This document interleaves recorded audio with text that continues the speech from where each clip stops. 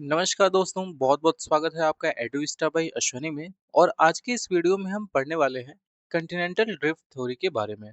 अब देखो, जियोमॉर्फोलॉजी की ये बहुत ही इंपॉर्टेंट थ्योरी मानी जाती है, क्योंकि लगभग हर एक एग्जाम में आपको इस थ्योरी से क्वेश्चन देखने को मिलेंगे ही मिलेंगे। ठीक है, तो अगर आप इस वीडियो को बिना स्किप किए पूरी देखते हैं, तो मैं इस बात की गारंटी ले सकता हूँ कि इस थ्योरी के आए हुए क्वेश्चन आपसे गलत नहीं होंगे। ठीक है, तो चलिए बिना कोई टाइम वेस्ट किए जल्दी से अपने वीडियो को शुरू करते हैं।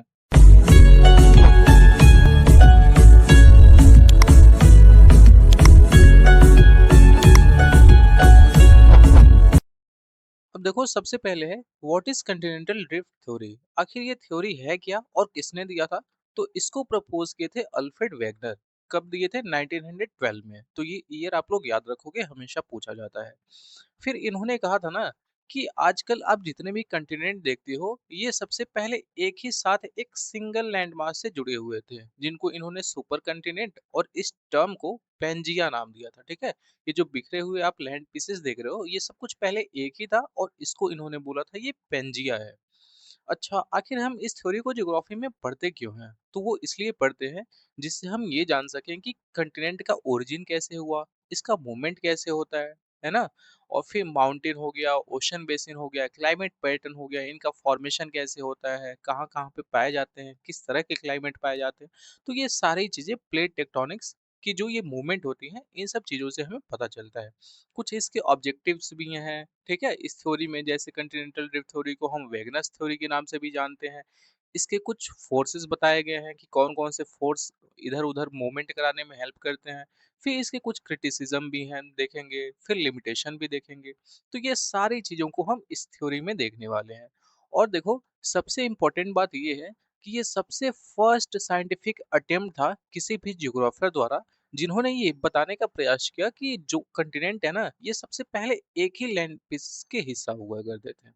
ठीक है, तो चलो अब आगे देखते हैं और क्या क्या है इस थ्योरी में। अब हम देख लेते हैं कि आखिर अल्फ्रेड वेगनर थे कौन। तो अल्फ्रेड लॉथर वेगनर, जो कि 1880 से 1930 के बीच में इनका टाइम पीरियड है, ये एक जर्मन मेट्रोलॉजिस्ट थे, जियोफिजिस्ट थे और पोलर रिसर्चर माने जाते हैं। ठीक है, इन्होंने अपनी ये थ्योरी दी थी जो कंटिनेंटल ड्रिफ्ट, इसी की वजह से ये ज्यादा फेमस हुए हैं।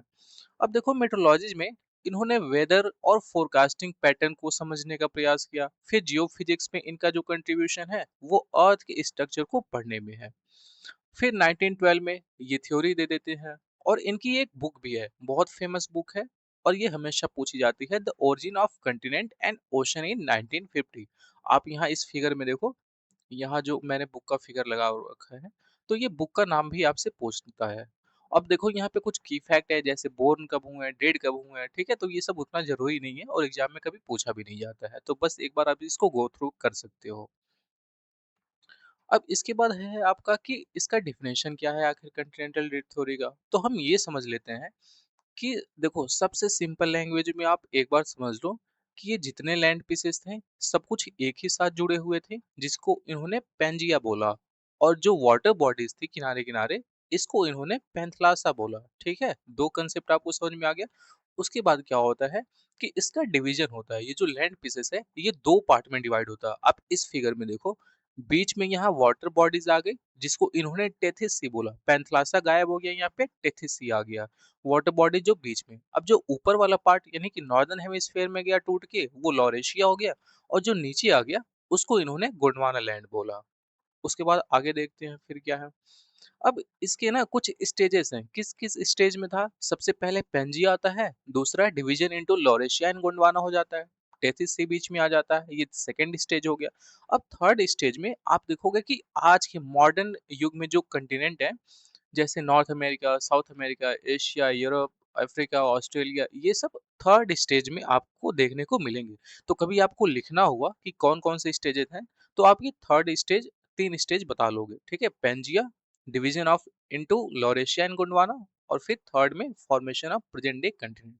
अब देखो, ये आपके मेजर तीन है। ठीक है, अगर देखा जाए स्टेज की, तो वो बहुत से स्टेज आ जाएंगे, आपके 7 से 8 आते, बट ये तीन मेजर हैं, तो आप इन तीनों को बताओगे। ठीक है, अब इसके बाद, अब देखो, इन्होंने जब थ्योरी दी थी, तो ऐसा तो है नहीं कि हवा हवा में कुछ भी बोल दोगे और बाकी के लोग मान जाएंगे। ऐसा तो है नहीं, इसके लिए आपको एविडेंस देना पड़ेगा कि किस-किस आधार के बेसिस पे हमने ये चीज़ें कही हैं। तो इन्होंने क्या कहा कि सबसे पहले जिग्सॉ फिट। अब जिग्सॉ फिट हम लोग गेम खेले हैं ना कि कई सारे ऐसे कार्टून टाइप का या फिर कुछ भी होता है तो हम लोग एक दूसरे में उसको फिट करते हैं। और अगर फिट हो जाता है तो हमको ये समझ में आता है कि कभी न कभी एक दूसरे से जुड़े रहे होंगे। तो उसी तरह से इन्होंने साउथ अमेरिका और अफ्रीका इसको फिट करना इसको फिट करने की कोशिश किया और ये आसानी से ये एक तरह से फिट हो गया। तब इनको समझ में आया कि हो सकता है ये दोनों पार्ट आपस में पहले जुड़े रहे होंगे। और फिर दूसरा है जियोलॉजिकल एविडेंस। अब देखो जो साउथ अमेरिका का ईस्टर्न पार्ट है ना और अफ्रीका का जो वेस्टर्न पार्ट है, यहाँ पे एक ही तरह के प्लेसर डिपॉजिट इनको देखने को मिले थे। फिर थर्ड है रॉक कोरिलेशन। अब किस टाइप का, जैसे ग्रेनाइट हो गया, गैब्रो हो गया, वो सेम एज के जो रॉक आपको साउथ अमेरिका में देखने को मिले थे, वही सेम एज के रॉक आपको अफ्रीका में भी देखने को मिले। तो ये भी एक प्रूफ मिल गया हमको। फिर फोर्थ में इन्होंने बोला था माउंटेन बेल्ट की कंटिन्यूटी। अब देखो जब नॉर्थ अमेरिका का आप ईस्टर्न पार्ट देखोगे तो यहाँ पे एक माउंटेन रेंज है एप्लेशियन, और फिर यूरोप में देखोगे तो यहाँ पे है कैलिडोनियन माउंटेन। तो अगर ये पार्ट आपस में जुड़े रहे होंगे तभी तो एक ही समय पे इनका फॉर्मेशन हुआ होगा, बाद में अगर टूट के अलग हो गए। बट हम क्या करते हैं, इसका एज तो हम पता ही कर सकते हैं। तो जिस एज के ये एप्लेशियन माउंटेन है उसी एज के कैलिडोनियन माउंटेन है, बिल्कुल सेम स्ट्रक्चर सेम कंपोजिशन। तो इसकी वजह से भी यहाँ पे कंफर्मेशन मिलता है कि ये कभी ना कभी एक दूसरे से जुड़े रहे होंगे। फिर इसके बाद है कुछ फॉसिल एविडेंस दिए। फॉसिल मतलब जो लिविंग बींग्स उस समय थे, डेड रिमेन्स हो गए, तो उन लोगों पे भी ये एविडेंस दिए थे। सबसे पहले ग्लेसियोपेट्रिस, ये एक प्लांट है जो 215 मिलियन ईयर पहले था। तो इन प्लांट में देखोगे कि आप यहाँ साउथ अमेरिका के इस पार्ट पे, फिर अफ्रीका के, इंडिया के, अंटार्कटिका के, तो अलग अलग जगहों पे एक ही टाइप की, एक ही स्पेशीज और सेम एज की ये जो प्लांट्स पाए गए, तो ये भी एक एविडेंस बन गया यहाँ पे। फिर दूसरा इन्होंने बोला मेसोसॉरस। अब देखो ये एक्वेटिक रेप्टाइल है, ठीक है, ये भी 260 मिलियन ईयर पहले था। ये आपके साउथ अमेरिका और अफ्रीका में सिर्फ मिले। तो इससे ये तो कंफर्म ही हो गया कि ये दोनों कभी ना कभी जुड़े थे, तभी तो एक दूसरे की जगह पे ये लोग गए होंगे। अब बाद में कंटिनेंट अलग हो गया तो वो तो बात अलग है। फिर आता है आपका लाइसोसॉरस। अब लाइसोसॉरस आपका एक ये है लैंड रेप्टाइल। देखो ये एक्वेटिक रेप्टाइल था, ये लैंड रेप्टाइल लाइसोसॉरस हो गया। फिर साइनोग्नाथस हो गया, ठीक है। तो ये सब फॉसिल एविडेंस दिए कि देखो ये एनिमल्स कभी न कभी एक लार्ज लैंड मास पे रहे होंगे। जब ये पीस टूट गया तो आधा उधर चले गए, आधा इधर चले गए। तो ये सब है आपके फॉसिल फ्यूल, ठीक है।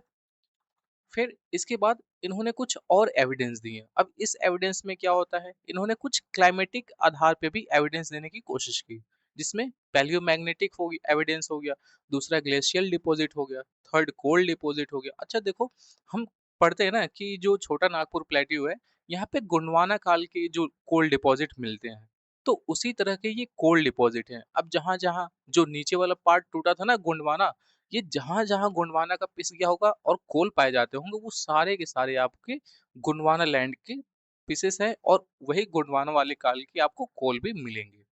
ग्लेशियर डिपॉजिट में देखो कि यहाँ पे ग्लेशियल डिपॉजिट है नीचे अंटार्कटिका में पोल के पास, और धीरे धीरे ना इसका एक फिक्स डायरेक्शन में मूवमेंट देखने को मिलता है, ठीक है। आप देखो यहाँ से इधर गया अफ्रीका में, यहाँ से इधर गया ऑस्ट्रेलिया में, यहाँ से इधर गया साउथ अमेरिका में।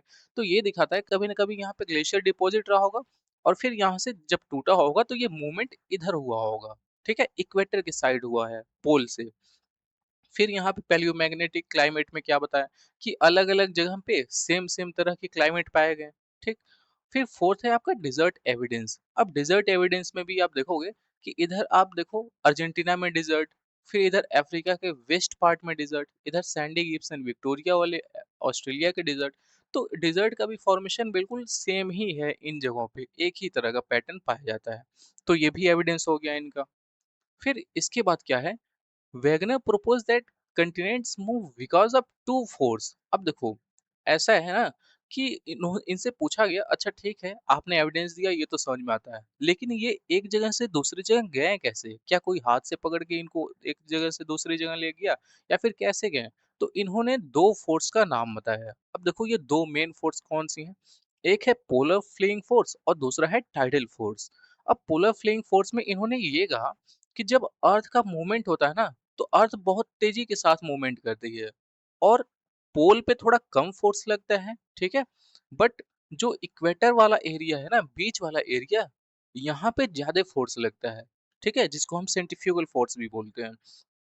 तो यहाँ पे अर्थ के रोटेशन की वजह से ज्यादा फोर्स लगता है और इसीलिए देखोगे कि जो यहाँ पे है, यहाँ ज्यादा टुकड़े आपको देखने को नहीं मिलते हैं, बट जो बीच में है ना, यहाँ पे बहुत छोटे छोटे टुकड़े आपको देखने को मिलते हैं, जो एक जगह से दूसरी जगह ऐसे कंट्रैक्ट होते जा रहे हैं, फैलते जा रहे हैं, ठीक है।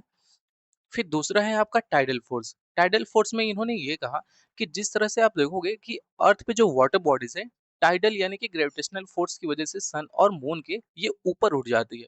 तो इन्होंने ये कहा कि उसी तरह से कंटिनेंट का भी ये मूवमेंट कराते हैं, इनके पास इतनी पावर है। बट क्या हुआ कि इनकी ये जो दोनों फोर्सेस बताए थे ना, ये बहुत वीक हैं, ठीक है। इतने लार्ज लैंड मासेस को, इतने हैवी बल्क लैंड मासेस को, कंटिनेंट को ये मूव कराने के लिए सफिशिएंट नहीं मानी गई हैं। इसीलिए हम क्या करते हैं कि इस मैकेनिज्म को अप्रूव नहीं कर पाते हैं, इसको एक्सेप्ट नहीं कर पाते हैं कि इन दो फोर्सेस की वजह से कंटिनेंट मूव करते हैं, है ना। अब देखो, यही कुछ फोर्सेस क्यों इनसफिशिएंट है, क्योंकि कंटिनेंट यार बहुत भारी होते हैं और बहुत हैवी भी होते हैं, ठीक है, लार्ज होते हैं, हैवी होते हैं, तो इनको मूव करा पाना इन दो फोर्सेस की वजह से पॉसिबल नहीं है।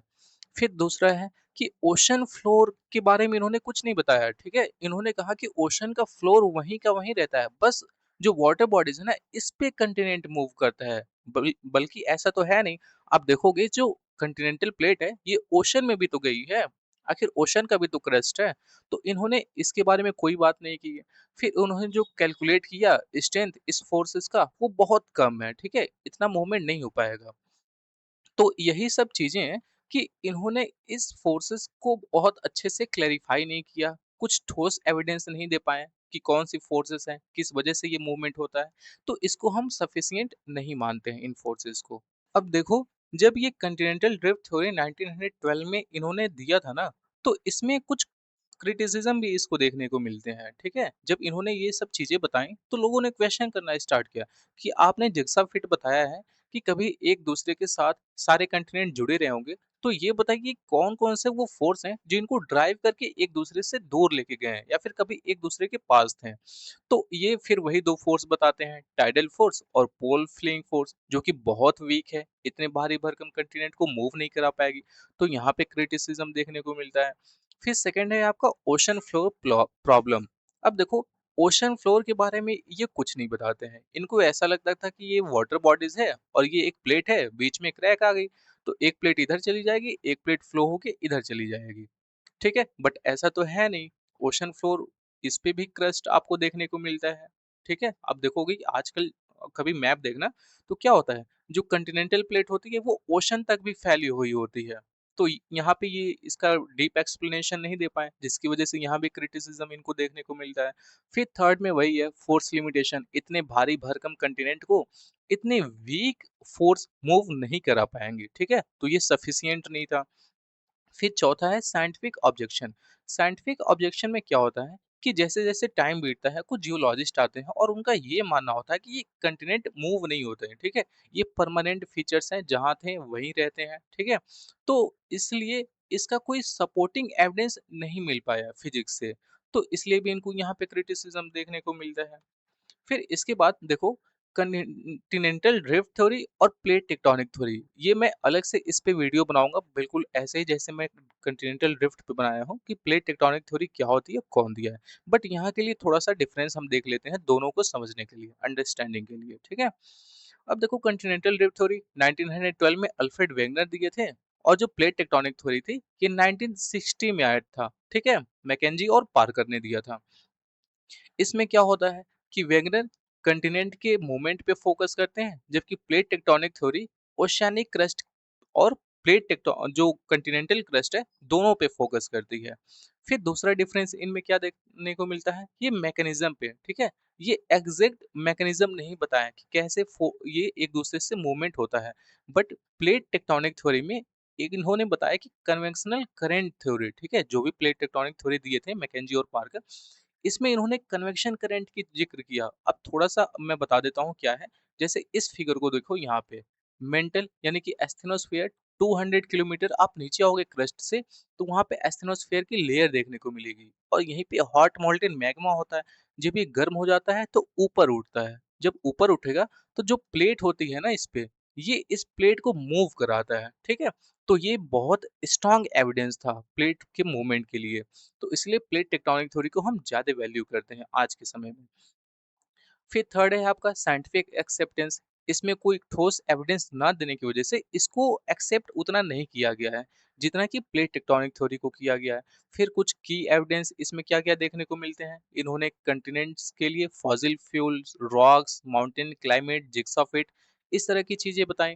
बट प्लेट टेक्टोनिक थ्योरी में मिड ओशियनिक रीच को बताया गया, मैग्नेटिक स्ट्रिपिंग क्या होती है उसको बताया गया, अर्थक्वेक जोन कौन कौन से कहाँ कहाँ पाए जाते हैं, वोल्केनोज क्यों आते हैं, इन सारी चीज़ों को बताया गया। तो ये एक तरह से ना कुछ ज़्यादा ही साइंटिफिक थ्योरी मानी जाती है, ये आपकी प्लेट टेक्टोनिक थ्योरी, ठीक है? इसीलिए इसको ज़्यादा एक्सेप्टेंस मिली।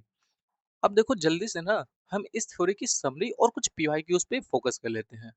अगर समरी की बात करें तो सबसे पहले सिंपल लैंग्वेज में आप ये समझ लो, सबसे पहले अर्थ थी, उस पे एक लैंड मास का पेस था जिसको सुपर कंटिनेंट बोला जाता था और उसको पेंजिया नाम दिया था इन्होंने। और जो वाटर बॉडीज थी उसको पैंथलासा नाम दिया था। फिर पेंजिया दो पार्ट में टूटता है, ऊपर वाला लॉरेशिया और नीचे वाला गोंडवाना। बीच में वाटर बॉडी जाती है तो उसको टेथिस सी बोला जाता है ना? फिर ये तो हो गया इसका समरी। अब देखो यहाँ पे कुछ पीवाईक्यू के क्वेश्चन दिए गए हैं। अब आप वीडियो को पॉज करोगे और जितने भी ये क्वेश्चन है ना, सबका आंसर आप मुझे कमेंट बॉक्स में बताओगे, ठीक है? एक ही कमेंट में ये सारे आंसर 1 2 3 करके लिख देना, ताकि इधर-उधर मैं ना देखूं, ठीक है? अब देखो यहाँ पे बहुत इंपॉर्टेंट चीजें दी गई हैं। Mind mapping continental drift theory में सबसे पहले क्या होगा, ये हमको ये जानना है कि आखिर ये होता क्या है, ठीक है? फिर अगर होता है तो क्यों होता है, कुछ एविडेंस भी देना है, जैसे fossil, palaeoclimatic, coal deposit, desert, fossil fuel, ठीक है? कुछ एविडेंस देना है। फिर कौन कौन से फोर्स इसमें काम करते हैं, दो force, polar fleeing force, tidal force. फिर इस थ्योरी का सिग्निफिकेंस क्या है, क्यों पढ़ते हैं हम, इसका रिजल्ट क्या हुआ पढ़ने के बाद। फिर इसके कुछ क्रिटिसिज्म। तो जब भी आपको ये डीप एक्सप्लेनेशन के साथ लिखने को आए तो भी आप लिख लोगे, ठीक है? कभी पीवाईक्यू में पूछा जाए इस तरह के इंपॉर्टेंट क्वेश्चन। देखो ये सब यूजीसी नेट की क्वेश्चन है, 2018 में है, 2019 में, 2021, 22, ये सब क्वेश्चन पूछे गए हैं और हर साल कॉन्टिनेंटल ड्रिफ्ट थ्योरी से क्वेश्चन पूछे ही पूछे जाते हैं। तो इसीलिए इस थ्योरी को अच्छे से पढ़ के जाना किसी भी एग्जाम के लिए, अगर आप ज्योग्राफी पढ़ते हो तो। बस इस वीडियो में इतना ही है। आई होप कि आपको यह वीडियो पसंद आई है। अगर वीडियो पसंद आती है तो प्लीज लाइक कर देना और चैनल को सब्सक्राइब करके बेल आइकन को जरूर ऑन कर लेना। इसी तरह की इस चैनल पे आपको वीडियो मिलती रहेगी, हमेशा कंटिन्यूटी बनी रहेगी, ठीक है? तो अगर आपको अगर कुछ नहीं समझ में आता तो आप वो मुझसे कमेंट बॉक्स में पूछ सकते हो, या फिर मुझे कुछ सजेस्ट करना है तो वो भी आप मुझे कमेंट बॉक्स में बता सकते हो। मैं कमेंट बॉक्स को ज़रूर पढ़ूँगा। तो बस मिलते हैं बहुत जल्द एक और नए वीडियो में, तब तक के लिए जय हिंद।